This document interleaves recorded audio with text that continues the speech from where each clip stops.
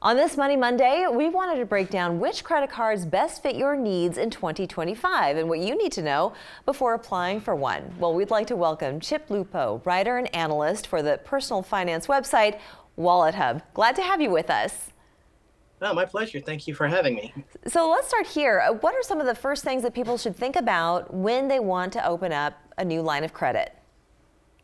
It's interesting because in this era, there's essentially a credit card for everybody. No matter what your spending habits are, no matter what your credit is, there's a credit card out there for everyone. But the first thing that you have to do, above all else, is check your credit score, because your credit score is going to be a huge factor in determining what kind of a card you'll qualify for. Yeah. So you want to start there. And if you don't know where you currently stand credit-wise, there are a number of personal finance websites like ours where you can access your credit score, which is updated daily. Your credit score is tied to your credit report, so you want to review your credit report regularly. Also, check for any mistakes.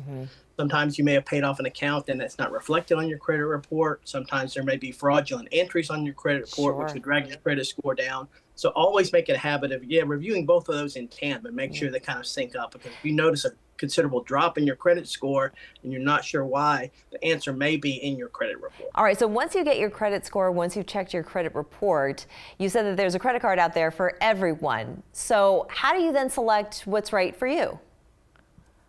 Well, that's the key, because once you've established your credit score and have an idea what kind of cards you qualify for, then you want to delve into your own personal spending habits and also your degree of responsibility. Do you feel comfortable managing a credit card? So you want to start there.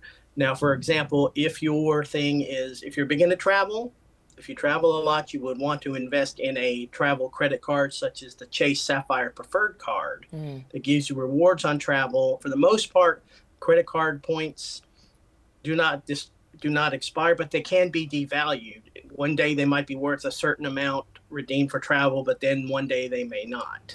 So you want to check your fine print. And if for whatever reason you close your account, or if your credit card company closes the account, then you would lose those points. So if you know you're going to close your credit card sometime in the near future, you want to use up all your points before you do that. Yes, good point. All right. Now, what about someone who wants to transfer their balance? That's become something very popular. If you've been stuck with a credit card just paying off of interest, then you can move your balance to another card with a 0% APR in some cases. Correct. And the best one in that case is the Citibank Simplicity card. You can transfer a balance for up to 21 months at 0% APR.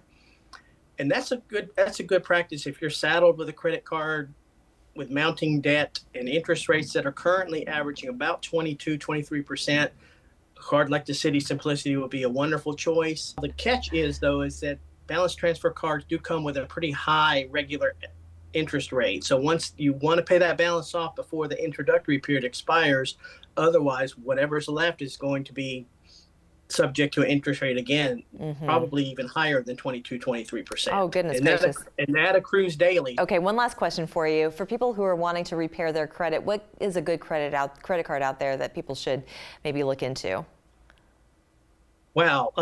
The best bet is always what are known as secured credit cards. If you have bad credit and are looking to rebuild, now the catch with a secured card is that you have to put down some kind of a deposit that minimizes the risk to the lender. Usually a minimum about $200, though some can be up as high as $5,000. Now, what that does, though, is that sets your credit limit. So if you put down a $200 deposit, in most cases, that's going to be your credit limit. So that's the most that you can spend on it. And you can stay within that window and you can pay off and go back and forth. If you stay within that window, and then after 6 months or a year, when you feel like your credit score has gone up enough, you can close that account and you'll get your deposit back. As long as you've made all your payments and not overspent on it. Once you close the account, you can get that deposit back. And maybe they would even graduate you, the credit card company graduate up to an unsecured card with a higher credit limit and more benefits. Interesting. Well, I think we've barely scratched the surface. We haven't even touched on young people out there starting their credit history as they get older. So we'll have to have you come back and we'll talk a little bit more about that then. I would love that. Thank you so much. Thank you so much, Chip. Good to have you. We'll My be pleasure. back after this.